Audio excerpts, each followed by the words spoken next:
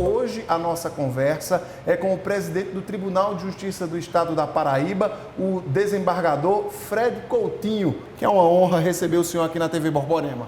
Paulo, gratidão. Gratidão por esse espaço dado ao Poder Judiciário e podermos conversar abertamente contigo e com toda a população nos assuntos que interessar. O senhor assumiu recentemente, completou 100 dias de governo e eu queria saber quais são as principais ações que o senhor destacaria para a gente nesses primeiros 100 dias e quais são as principais metas desse trabalho para esse biênio 2025-2026. Paulo, quando nós assumimos o Tribunal de Justiça, a presidência do Tribunal de Justiça, se deu no dia 3 de fevereiro do ano corrente. E foi até um momento muito duro para mim, como pessoa humana mesmo, porque há poucos dias eu tinha perdido meu pai. Ou seja, meu pai falecia no dia 12 de janeiro, mas a gente tinha que buscar forças para superar aquela dor da partida do meu pai. Então, a partir do dia 3 de fevereiro, nós com toda a equipe, porque ninguém faz uma gestão só, trilhamos um projeto. E dentro desse projeto, passo a passo, vem sendo executado. Logo que assumimos, fizemos questão de visitarmos comarcas e sentirmos na pele, eu digo muito, tocar no pulso, no ser humano, no juiz, nos servidores das comarcas paraibanas. Ao visitarmos, constatamos as necessidades de cada comarca e vamos avançar nas suas melhorias. Sentamos com as associações, com os sindicatos, porque temos que valorizar o humano e naquelas negociações e soube-se recentemente o percentual de aumento para os servidores que foi de 8%, o maior aumento dos tribunais de justiça do país foi o da Paraíba. Isso me deu uma alegria muito grande. Reconhecimento. Reconhecimento, e foi dito pelos próprios servidores na semana passada, que eu não tinha conhecimento disso. Demos o aumento, estamos avançando nos 100 dias. Recentemente agora, na semana passada, na comemoração dos 100 dias, apresentamos ao cidadão o TJPB Cidadão, ou seja, é um aplicativo que você vai lá e está lá, facilitando a vida do cidadão com consulta processual, consulta de precatório, certidões online, balcão virtual, designações de audiência. Se você favorita o seu processo, automaticamente qualquer decisão dada pelo magistrado, automaticamente você já tem conhecimento. E, por último, agora, algo que vem movimentando bem é o programa que a gente criou, que é o Gestão em Movimento. Ou seja, a gente colocou 6 polos, iniciando pelo Sertão, através de Sousa e aquelas comarcas circunvizinhas, Cajazeiras, passamos por Patos e estamos chegando agora em Campina, fizemos Campina Grande. E, na nossa visão, um programa que veio para ficar, não só nessas 6, porque vai vir Guarabira e terminaremos a primeira fase em João Pessoa. E o que é isso aí? É conversar, dialogar internamente com os servidores, com os magistrados, na busca de evoluirmos cada vez mais em favor do cidadão. Porque o judiciário ele tem que servir ao cidadão e não só servir bem. Então, nesses 100 dias, com muita alegria, muitas dificuldades que nos levam ao desafio. E os desafios que têm que ser superados com dedicação, com empenho, com zelo, não só meu, mas de todos que fazem o judiciário. Então, são 100 dias de muita experiência, de muita conquista também, e algo que já está plantado para a gente buscar mais e cada vez mais para a cidadania. Nesse programa, nesse trabalho do Gestão em Movimento, vocês têm também a gerência de qualidade de vida, não é isso? Que busca ouvir os profissionais, entender as demandas, faz parte de um processo de mapeamento, doutor, para entender quais são as principais demandas, as principais urgências e assim vocês conseguirem ir avançando? Como foi elaborado esse programa? Nós não só vamos à comarca e só ouvimos, não. Nós nos antecipamos. Elaboramos um questionário e enviamos para os magistrados e servidores que respondessem e que nós, como gestão, como gestores, chegássemos naquelas comarcas e, através de toda a diretoria, todas as diretorias, nós iríamos responder a cada quesito ali formulado. Se tínhamos condições de já dar a resposta naquele momento, ou se está em tramitação, ou se iremos tramitar.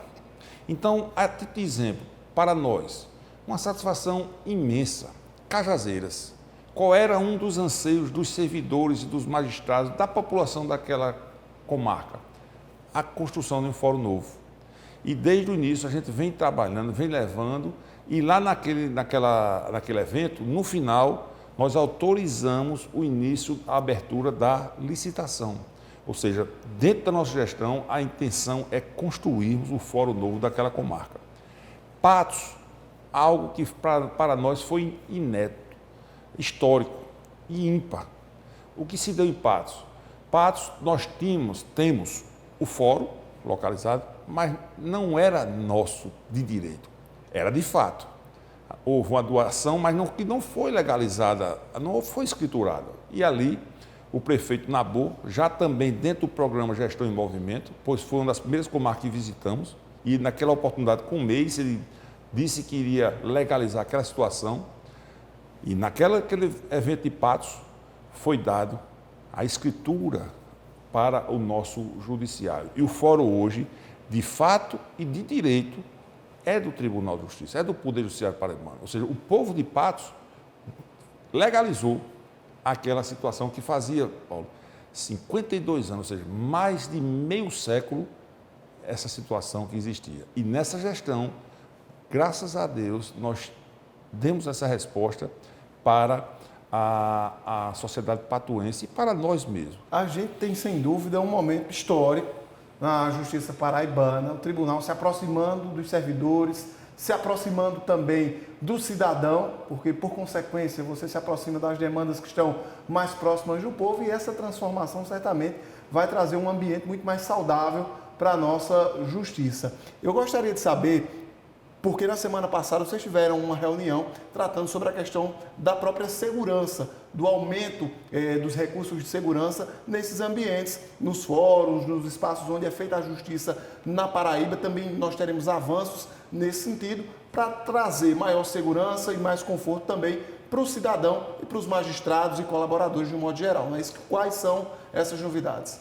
Com certeza, a nossa segurança ela está entregue, e na minha visão, muito bem entregue ao desembargador Ricardo Vital de Almeida. Então, o desembargador Ricardo tem desenvolvido e desempenhado um trabalho fantástico. Essa reunião realmente aconteceu e nós não vamos medir 1 centímetro na segurança para o Tribunal de Justiça, para o Poder Judiciário paraibano. Então, está sendo feito todo um planejamento pelo desembargador Ricardo, e à medida que o tempo vai passando, nós iremos chegar juntos como gestor para atender aquilo que está sendo feito. A segurança já existe, através de toda a equipe que tem no Tribunal de Justiça, mas sempre temos que aperfeiçoar mais. E com relação ao judiciário social, na minha visão, esse é o mais importante ponto da nossa existência. O judiciário tem que caminhar junto da sociedade, para o cidadão. A título de exemplo, nessas andanças que nós temos feito, fazemos questão de visitar aquelas casas onde existem aquelas crianças com um olhar pedindo uma adoção, ou seja, mas tão bem guardadas ali, esperando um pai, uma mãe, um representante legal. Nós temos como, essa semana, visitamos a comarca de Patos, e lá a juíza nos convidou, e fizemos questão, sim, de dividir um momento de alegria de casais, onde participamos lá em Quixaba, município de Quixaba, que é termo de Patos. Participamos no casamento coletivo. E como é gratificante isso? Ou seja, o judiciário tem que estar presente. A assinatura de um juiz representa muito. Representa um sorriso de uma criança, um medicamento ao necessitado, a liberdade de um injustiçado, uma solução de um litígio de uma família. Então, quando o juiz coloca a sua assinatura num processo, não é mais uma assinatura, é assinatura dando o direito a quem tem. Nós estamos conversando com o desembargador Fred Coutinho, presidente do Tribunal de Justiça do Estado da Paraíba. Vamos fazer um rápido intervalo e, na volta, ele responde uma pergunta polêmica. Muitos policiais dizem que prendem e a justiça solta. Será que na prática funciona assim mesmo? O que é que justifica isso? A gente explica logo após o intervalo.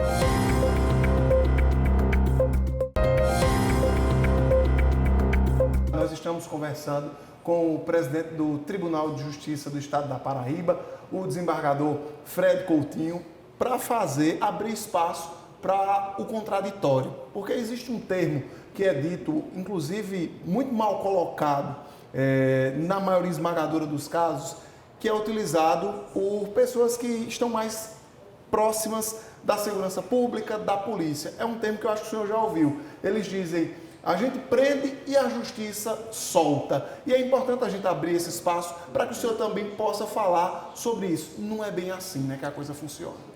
É interessante essa sua pergunta, Paulo. É de suma importância essa pergunta. A polícia prende e a justiça solta. Mas veja só, muitas vezes se solta, às vezes por uma falha na apuração. Não é que a justiça solte por soltar. Tanto é que se soltar por soltar, existe recurso. E aquela decisão vai ser revista, se houver o recurso necessário, numa instância superior. Mas, assim, foi uma cultura que se deu de que a polícia prende e a justiça solta. Assim como que o judiciário é moroso. A morosidade é culpa do judiciário. A gente está cansado de ouvir isso. E, às vezes, eu me pergunto mesmo, e quando sou entrevistado, eu respondo: será que a morosidade é só do judiciário ou do sistema que a gente vive hoje? É como eu dou um exemplo, aonde passo, eu repito, a sociedade de 40 é a de hoje? Não. Mudou totalmente, é outro mundo. Eu até vinha aqui, ao entrar na TV Borborema, eu vinha perguntando: imagine daqui a 100 anos como estará a sociedade. E imaginemos em 40. Então, a nossa legislação penal reporta de 1940, o Código Penal. E o Código de Processo Penal de 41. Então, na minha visão, deve haver, sim, a mudança nas legislações, principalmente as suas atualizações. Não só com artigo 300, aí vem um projeto de lei que vira lei, aí coloca 300A, 300B. Não, fazer uma revisão que seja um código devidamente atualizado. Essa é a minha visão, né? Olha, a gente tem, o senhor falou sobre essa questão de 40 e me fez lembrar de uma situação que eu gostaria de perguntar ao senhor. A gente tem, por exemplo, na comunicação, quando surgiu essa história de internet, redes sociais, enfim, muita gente chegou a dizer que isso vai ser o fim, por exemplo, do veículo de comunicação rádio. Tá aí o rádio a plenos pulmões. E aí tem muita gente que diz também, no que diz respeito já à justiça, trazendo para o seu campo, que as audiências virtuais elas devem sepultar por completo a questão das audiências físicas, daquele trabalho físico ali, do olho no olho. Qual é a sua opinião? Como é que o senhor enxerga esse movimento no nosso país? Com relação ao rádio, eu trago até o testemunho do meu pai. Meu pai faleceu ouvindo rádio. Deu uma entrevista no interior, numa emissora de rádio, e vejo o alcance. Ao concluir a entrevista e sair daquela emissora, eu já era abordado por uma cidadã, porque estava ouvindo a entrevista e queria ter um contato com o presidente do Tribunal de Justiça para tirar uma dúvida, a importância do rádio. Então, na minha ótica, houve sim, está havendo uma mudança, já é perceptível, uma mudança social muito grande. Quem imaginava que um processo físico, aqui no nosso Poder Judiciário paraibano mesmo, desapareceria de forma tão rápida. Mas veio o quê? Veio uma pandemia que fez com que o Poder Judiciário, não só local, mas nacional, se amoldasse à nova realidade que estava vivendo naquele momento. Então, como fazer se não podia ter o contato tete a tete, face a face, olho no olho? Então, veio a necessidade dessa mudança. É uma evolução? Sim. Mas, na minha visão, o homem prevalecerá. Tem que ter ser humano. A máquina está aí, a inteligência artificial veio para revolucionar, e digo muito a todos os profissionais: adentrem na inteligência artificial, pois é o futuro no presente de verdade. Mas jamais substituirá, na minha visão, o ser humano. Olha, o senhor falou em ser humano e é importante eu aproveitar essa deixa para saber de uma questão que envolve diretamente o ser humano, os estudiosos. Tem perspectiva para concurso público no Tribunal de Justiça da Paraíba? É uma pergunta interessante, por onde eu passo, essa pergunta sempre sai. Se vai ter concurso para o tribunal. Por enquanto, concurso para a magistratura, por enquanto, para a magistratura e para servidores, analistas e técnicos, por enquanto não. Até porque nós estamos desenvolvendo, e possa aí surgir sim, um plano de incentivo à aposentadoria voluntária. Ou seja, muitos não se aposentam por causa de alguns benefícios que têm que não levam para a aposentadoria. Sim. Então, a ideia é preservar esses benefícios e incentivar aqueles que já deram contribuição judiciária, os servidores.